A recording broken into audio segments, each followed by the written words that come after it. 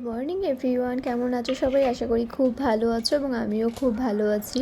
আর এই ভিডিওটা হচ্ছে 1 নভেম্বরের ভিডিও। 1 নভেম্বর একটা বিশেষ দিন ছিল, তো সেটা তোমরা আমার ভিডিও দেখলেই বুঝতে পারবে। তো এখন আমি সমস্ত কিছু জোগাড় করে নিয়ে বসেছি একটু পুজো দেবো বলে। পুজোটা বেসিক্যালি মাই দেয়, আজকে মা একটু ব্যস্ত আছে বলে তাই আজকে আমিই পুজোটা দিচ্ছি। তো এখানে কিন্তু ঠাকুরের বাসনটা আমি ধুয়ে নিয়ে চলে এসেছি এবং ঠাকুরঘরটা সকালেই মুছে রাখা ছিল।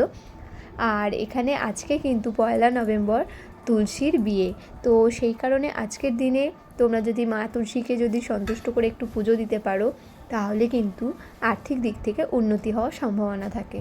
তো আমি যতটুকু ভিডিও দেখেছি বা যতটুকু জানি ততটুকুই আয়োজন করে মা তুলসীর পুজো করব। তো তার জন্য আমি এখানে সমস্ত কিছু সাজিয়ে নিচ্ছি।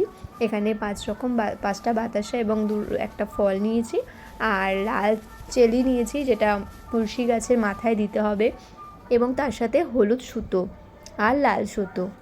তুলসী গাছ হলো এমন একটা গাছ যেটা প্রত্যেকটা বাঙালির ঘরে ঘরেই থাকে।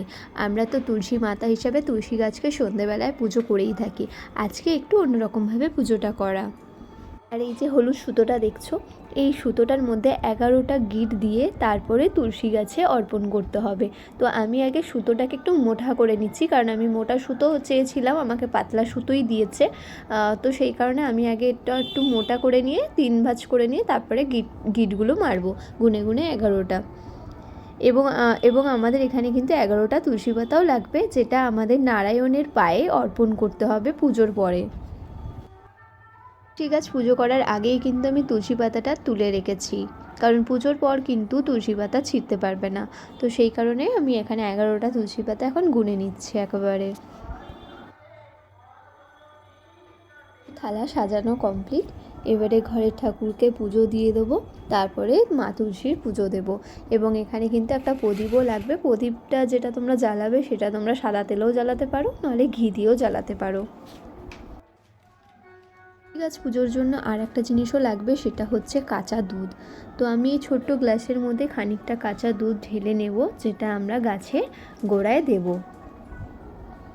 এখানে তুলসী গাছে পুজো করার সময় আমার একটা জিনিস ভুল হয়ে গেছে, সেটা হলো আমি ভিডিওটা অন না করেই পুজো শুরু করে দিয়েছিলাম। তো সেই কারণে আমার কিন্তু অর্ধেক পুজো প্রায় হয়ে গেছিলো।